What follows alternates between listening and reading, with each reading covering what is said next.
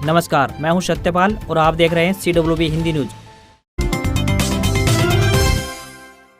हरियाणा वासियों को अगले कुछ दिनों तक ठंड से मिलेगी राहत। इस दिन से दोबारा से चलेंगी शीतलहरें। हरियाणा में ठंड के कहर से अगले कुछ दिनों तक राहत मिलने की उम्मीदें हैं, क्योंकि मौसम विज्ञान विभाग ने ताजा जानकारी में राहत की उम्मीद जताई है। मौसम विभाग के मुताबिक अगले 2 से 4 दिनों तक मौसम की ठंड कुछ कम रहने वाली है, लेकिन कुछ दिनों बाद रातें और सर्द होने के आसार हैं। नए साल में नई शीतलहर आगाज करेगी। 29 दिसंबर से रात के तापमान में 1 से 3 डिग्री की बढ़ोतरी दर्ज की जा सकती है। 31 दिसंबर से मौसम आमतौर पर खुश्क रहेगा तथा उत्तर व उत्तर पश्चिमी शीत हवाएं चलने से रात्रि तापमान में गिरावट आने की संभावना है। चंडीगढ़ मौसम विज्ञान केंद्र के मुताबिक फिलहाल पंजाब के 8 जिलों में 3 दिन तक धुंध से राहत मिलेगी। हिमाचल, उत्तराखंड और कश्मीर में तापमान कम होने से झीलें तक जम गई हैं। मौसम विज्ञान केंद्र शिमला के मुताबिक 29 दिसंबर को शिमला, मंडी, कुल्लू, चंबा, कांगड़ा, लाहौल स्पीति और किन्नौर के ऊंचाई वाले इलाकों में बर्फबारी की संभावना है। वहीं 30 दिसंबर को ऊंचाई वाले इलाकों में हल्की बर्फबारी हो सकती है। हरियाणा के किसानों को सब्सिडी पर मिलेंगे ट्रैक्टर। 10 जनवरी तक कर सकते हैं आवेदन, ये रहेंगी शर्तें। अनुसूचित जाति के किसानों या समूहों के लिए हरियाणा सरकार एक शानदार योजना लेकर आई है। कृषि विभाग हरियाणा की ओर से इन किसानों को 35 हॉर्स पावर से ऊपर के नए ट्रैक्टर की खरीद पर SB 89 स्कीम के तहत 3 लाख रुपए की सब्सिडी दे रहा है। इस योजना का लाभ उठाने के इच्छुक संबंधित किसान सरल पोर्टल पर जाकर 10 जनवरी तक ऑनलाइन आवेदन कर सकते हैं। यदि आवेदन निर्धारित लक्ष्य से अधिक प्राप्त होते हैं तो जिला DC की अध्यक्षता में गठित जिला स्तरीय कार्य समिति की ओर से ड्रा निकाला जाएगा। चयन के उपरांत संबंधित किसान को विभाग की ओर से अनुमोदित ट्रैक्टर निर्माताओं से 15 दिन के अंदर ट्रैक्टर खरीदना होगा। के पश्चात ट्रैक्टर खरीद का बिल व अन्य कागजात उप कृषि निदेशक अथवा सहायक कृषि अभियंता के ऑफिस में जमा करवाने होंगे। शर्त यह है कि सब्सिडी पर लिए गए इस ट्रैक्टर को किसान कम से कम 5 साल तक नहीं बेच पाएंगे। इस बारे में किसान को शपथ पत्र भी प्रस्तुत करना होगा। यदि लाभार्थी किसान 5 साल से पहले ट्रैक्टर को बेचता है तो उसे ब्याज सहित सब्सिडी की रकम कृषि विभाग के पास वापस लौटानी होगी। कृषि निदेशालय की इस योजना का लाभ अनुसूचित जाति के किसान या समूह उठा सकते हैं, जो कि मेरी फसल मेरा ब्यौरा पोर्टल पर पंजीकृत होने चाहिए। हरियाणा में शिक्षकों की कमी होगी पूरी। शिक्षा मंत्री बोले 3863 PGT की भर्ती के लिए HPSC को भेजा पत्र। हरियाणा के शिक्षा मंत्री कंवरपाल गुर्जर ने कहा है कि प्रदेश में शिक्षकों की कमी को दूर करने के लिए सरकार ने विभिन्न विषयों के PGT पदों हेतु 3863 पदों को भरने के लिए हरियाणा लोक सेवा आयोग पंचकुला को पत्र भेजा है। इतना ही नहीं, 7471 TGT के रिक्त पदों की भर्ती के लिए कर्मचारी चयन आयोग को भेजने का मामला प्रक्रियाधीन है। इन पदों पर शीघ्र भर्ती की जाएगी। शिक्षा मंत्री ने हरियाणा विधानसभा शीतकालीन सत्र के तीसरे दिन बताया कि इनके अतिरिक्त विभाग द्वारा पदोन्नति कोटे के विभिन्न विषयों के PGT के रिक्त पदों को भी पदोन्नति के माध्यम से भरने के लिए मामले आमंत्रित किए जा चुके हैं। राज्य के किसी विद्यालय में शिक्षकों की कमी न रहे, इसके लिए 877 PGT तथा 5624 TGT पदों को अनुबंध आधार पर भरने के लिए हरियाणा कौशल रोजगार निगम को लिखा जा चुका है। इसके अलावा भी 952 PRT के बाद भरने के लिए हरियाणा कर्मचारी चयन आयोग को भेजा गया है। इनमें से बारडा विधानसभा क्षेत्र में 8 विद्यालयों के लिए एक पद PGT और 6 TGT पद शामिल हैं।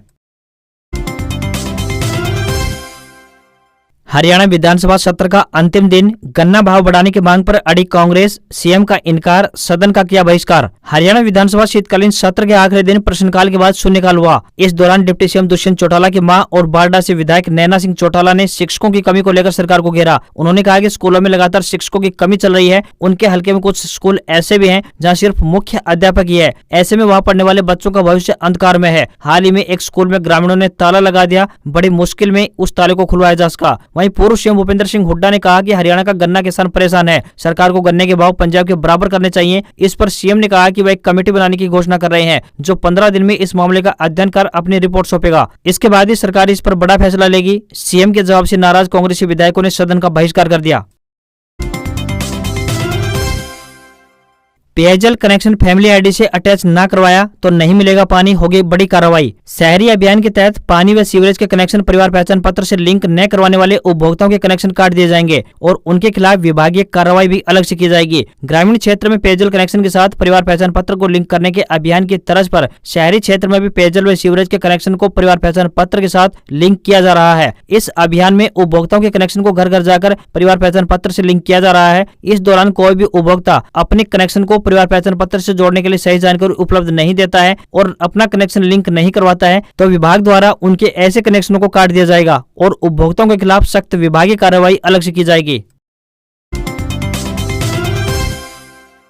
रेवाड़ी के कोसली में फ्लाईओवर का होगा पुनर्निर्माण, बाईपास भी बनेगा। डिप्टी सीएम ने विधानसभा में दी यह जानकारी। हरियाणा के उप मुख्यमंत्री दुष्यंत चौटाला ने बताया कि रेवाड़ी के कोसली में फ्लाईओवर पुल का पुनर्निर्माण करवाया जाएगा और बाईपास भी बनवाया जाएगा। उन्होंने हरियाणा विधानसभा के शीतकालीन सत्र के तीसरे दिन सदन के एक सदस्य द्वारा पूछे गए सवाल के जवाब में बताया कि कोसली में ऊपरगामी पुल के पुनर्निर्माण और बाईपास के निर्माण का प्रस्ताव है। दुष्यंत चौटाला ने बताया कि कोसली बाईपास के लिए 6274.16 लाख रुपए की प्रशासनिक स्वीकृति प्रदान की गई थी। कोसली बाईपास निर्माण के लिए सरकारी भूमि उपलब्ध नहीं है और निजी भूमि खरीदे जाने की आवश्यकता है। कोसली बाईपास का कार्य निजी भूमि की खरीद के पश्चात ही प्रारंभ किया जा सकेगा।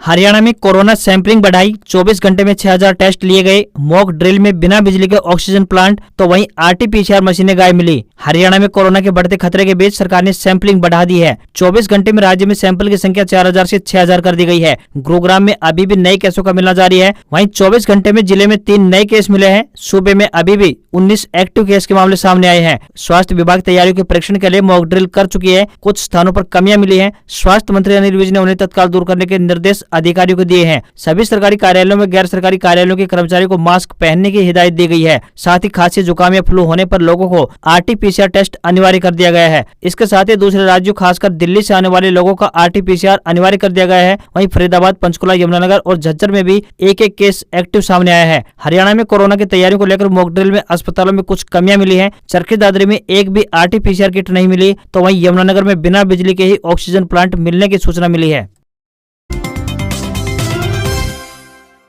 कुलदीप और भव्य बिश्नोई अमित शाह से मिले, राजस्थान विधानसभा चुनाव में मिल सकती है जिम्मेदारी, 37 सीटों पर बिश्नोई समाज का दबदबा। हरियाणा के भाजपा नेता कुलदीप बिश्नोई और विधायक भव्य बिश्नोई ने आदमपुर उपचुनाव में जीत के बाद पहली बार गृह मंत्री अमित शाह से मुलाकात की। कुलदीप ने इस मुलाकात को हरियाणा और राजस्थान की मौजूदा राजनीतिक परिस्थितियों पर विस्तृत चर्चा बताया। राजस्थान में दिसंबर 2023 में विधानसभा चुनाव है। ऐसे में भाजपा कुलदीप को राजस्थान के बिश्नोई बाहुल्य इलाके में चुनाव प्रबंधन या फिर स्टार प्रचारकों की लिस्ट में शामिल कर सकती है। राजस्थान में बिश्नोई समाज 7 लोकसभा क्षेत्र में 37 विधानसभा सीटों पर प्रभाव व निर्णायक भूमिका में है। मौजूदा समय की बात करें तो 5 विधायक हैं। कुलदीप जब कांग्रेस में थे तो पार्टी ने उन्हें राजस्थान में स्टार प्रचारक बनाकर भेजा था। कुलदीप आदमपुर उपचुनाव में जीत के बाद करीब 5 बार राजस्थान के दौरे पर जा चुके हैं। आने वाले विधानसभा चुनाव के चलते कुलदीप बिश्नोई राजस्थान में अपनी सरगर्मियां बढ़ाने जा रहे हैं। कुलदीप बिश्नोई जनवरी 2023 में राजस्थान के लिए दौरे शुरू करने वाले हैं। नवंबर 2022 को हुए उपचुनाव में भाजपा ने कुलदीप के बेटे भव्य बिश्नोई को चुनाव मैदान में उतारा। भव्य बिश्नोई ने कांग्रेस के जयप्रकाश को 15,740 वोटों से हराया। भजनलाल परिवार 1967 से लगातार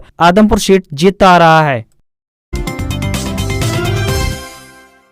सर्दी में बढ़ा हाइपोथर्मिया का खतरा, अधरंग, हार्ट अटैक और ब्रेन स्ट्रोक भी हो सकता है। ऐसे में ख्याल रखिए अपना। देश भर में जिस तरह कपकपाने वाली सर्दी पड़ रही है, पहाड़ी क्षेत्रों में हिमपात के कारण मैदानी इलाकों में हड्डियों को गलाने वाली शीतलहर चल रही है। सर्दियों के कारण खेतों में पानी की बूंदें जमने लगी है। रात का तापमान माइनस से नीचे गिर रहा है। दोपहर में धूप निकलने के बाद भी कंपकपी छूट रही है। सर्दी के कारण बुजुर्गों और बच्चों की सेहत पर खतरा मंडरा रहा है। डॉक्टरों ने सलाह दी है कि सुबह और शाम की सैर से परहेज करें। सर्दी के कारण अधरंग, हार्ट अटैक, छाती में संक्रमण के साथ साथ माइंड स्ट्रोक का खतरा भी बढ़ गया है। उत्तर भारत में लगातार तापमान गिर रहा है। खेतों में पाला जमने के कारण लोग परेशान हैं। लोगों पर हाइपोथर्मिया का खतरा मंडरा रहा है। खासकर बुजुर्गों को सुबह और शाम की सैर से बचना चाहिए। शुगर के मरीजों, उच्च रक्तचाप तथा दिल के रोगियों को सावधानी बरतने की भी आवश्यकता है। सर्दी में अधरंग और हृदय आघात का खतरा बढ़ जाता है। सर्दियों में गर्म पानी का प्रयोग अधिक से अधिक करें। इसके अलावा भाप का प्रयोग भी कर सकते हैं। जल्द हरियाणा आएंगे पीएम नरेंद्र मोदी, केंद्रीय मंत्री राव इंद्रजीत ने दिया न्योता। रेवाड़ी में होना है एम्स का शिलान्यास। साल 2014 के लोकसभा चुनाव से पहले पीएम पद का प्रत्याशी घोषित किए जाने के बाद नरेंद्र मोदी की देश में पहली चुनावी रैली हरियाणा के रेवाड़ी में हुई थी। इस रैली में उमड़ी भीड़ आज तक इतिहास नहीं दोहरा पाई है। माजरा में प्रस्तावित एम्स के शिलान्यास को लेकर क्षेत्र की जनता एक बार फिर से पीएम मोदी के आगमन का बेसब्री से इंतजार कर रही है। केंद्रीय मंत्री राव इंद्रजीत सिंह ने मंगलवार को प्रधानमंत्री मोदी से मिलकर उन्हें एम्स का शिलान्यास करने का औपचारिक निमंत्रण दे दिया। माजरा एम्स के लिए प्रस्तावित 210 एकड़ जमीन में से लगभग 200 एकड़ जमीन सरकार के नाम हो चुकी है। केंद्र सरकार के स्वास्थ्य विभाग की टीम 198 एकड़ जमीन का कब्जा ले चुकी है। वहीं एम्स निर्माण समिति बची हुई लगभग 10 एकड़ जमीन की रजिस्ट्री सरकार के नाम कराने की प्रक्रिया को आगे बढ़ा रही है। ऐसा माना जा रहा है कि नए साल के शुरू में ही पीएम एक बार फिर से रेवाड़ी का रुख करने को स्वीकृति प्रदान कर सकते हैं। एम्स का शिलान्यास होने के साथ ही इसका क्रेडिट केंद्रीय मंत्री राव इंद्रजीत सिंह और प्रदेश के सहकारिता मंत्री डॉक्टर बनवारी लाल को ही मिलेगा। एम्स की प्रक्रिया को लगातार आगे बढ़ाने में इन दोनों नेताओं की भूमिका महत्वपूर्ण व सराहनीय रही है। Rajiv Gandhi hostel jobs caretaker के पदों पर आई भर्ती, महिला आवेदकों के लिए अच्छा अवसर। राजीव गांधी हॉस्पिटल दिल्ली यूनिवर्सिटी के द्वारा केयर टेकर के पदों पर भर्ती के लिए आवेदन मांगे गए हैं। आपको बता दें कि यह भर्तियां कॉन्ट्रैक्ट आधार पर की जाएंगी। इन पदों के लिए केवल महिला उम्मीदवार आवेदन भेज सकती हैं। जो भी इन पदों पर आवेदन भेजने के इच्छुक हैं वह ऑफलाइन माध्यम से अपने आवेदन भेज सकती हैं। जो भी उम्मीदवार इन पदों के लिए इच्छुक हैं वह रजिस्टर्ड डाक के माध्यम से अपने आवेदन जमा करा सकती हैं। आवेदन करने की अंतिम तिथि 14 जनवरी 2023 तय की गई है। इन पदों के लिए उम्मीदवार का 50% अंकों सहित 12वीं पास अथवा स्नातक पास होना जरूरी है। यह भर्ती निःशुल्क यानी फ्री रहेगी। न्यूनतम उम्र की बात करें तो 18 वर्ष और अधिकतम उम्र 30 वर्ष निर्धारित की गई है। इन पदों के लिए आपको ऑफलाइन आवेदन भेजने होंगे। खाटू श्याम जी के श्रद्धालुओं के लिए बड़ा झटका, नए साल पर नहीं हो पाएंगे दर्शन। खाटू श्याम जी में मंदिर का विस्तार होने के कारण मंदिर के कपाट बंद हैं। खाटू में व्यवस्था सुधारने के लिए लगातार प्रयास किए जा रहे हैं। जब तक काम पूरा नहीं होता है तब तक भक्त अपने बाबा श्याम के दर्शन नहीं कर पाएंगे। दाता रामगढ़ एसडीएम प्रतिभा वर्मा ने बताया कि नए साल और एकादशी के लिए बड़ी संख्या में श्रद्धालु होटल, धर्मशाला, गेस्ट हाउस बुक करा रहे हैं। ऐसे में भीड़ अधिक होने से व्यवस्थाएं प्रभावित होंगी। उन्होंने आदेश देते हुए आम जनता से होटलों और धर्मशालाओं में बुकिंग नहीं करने की अपील की है। आपको यहाँ पर बता दें कि खाटू श्याम मंदिर के विस्तार कार्य के चलते श्री श्याम मंदिर व श्याम कुंड 13 नवंबर से बंद किया गया है। श्याम भक्तों को बाबा श्याम के दर्शन के लिए अभी कुछ दिन और इंतजार करना पड़ेगा। काम पूरा होते ही खाटू श्याम मंदिर के कपाट श्रद्धालुओं के लिए दोबारा से खोल दिए जाएंगे। प्रशासन ने अपील की है कि लोग नए साल और एकादशी के चलते होटलों और धर्मशालाओं में बुकिंग न कराएं। जनवरी में बढ़ सकते हैं कोरोना के मामले, हेल्थ मिनिस्ट्री ने कहा अगले 40 दिन मुश्किल, कोविशील्ड की 2 करोड़ डोज केंद्र को मुफ्त देगा सीरम। केंद्रीय स्वास्थ्य मंत्रालय ने कहा है कि जनवरी के मध्य में भारत में कोरोना के मामले बढ़ सकते हैं। पिछले ट्रेंड्स के एनालिसिस के बाद यह माना जा रहा है कि अगले 40 दिन देश के लिए मुश्किल होंगे। सूत्रों के मुताबिक देश में कोरोना की एक और लहर की स्थिति आ सकती है। ऐसे में सभी राज्यों और केंद्र शासित प्रदेशों में स्वास्थ्य सुविधाओं की समीक्षा की जा रही है। दरअसल ऐसा देखा गया है कि ईस्ट एशिया को प्रभावित करने के 30 से 35 दिनों बाद ही भारत में नई लहर पहुंची थी। यह एक ट्रेंड रहा है जिसके आधार पर यह दावा किया जा रहा है। इधर सीरम इंस्टीट्यूट ने केंद्र सरकार को कोविशील्ड की 2 करोड़ डोज मुफ्त यानी फ्री देने की घोषणा की है। दुनिया भर में संक्रमण के बढ़ते मामलों के बाद कंपनी ने यह बड़ा फैसला किया है। एयर इंडिया एक्सप्रेस ने यूएई यानी यूनाइटेड अरब अमीरात से आने वाले पैसेंजर्स के लिए मास्क और सोशल डिस्टेंसिंग अनिवार्य कर दिया है।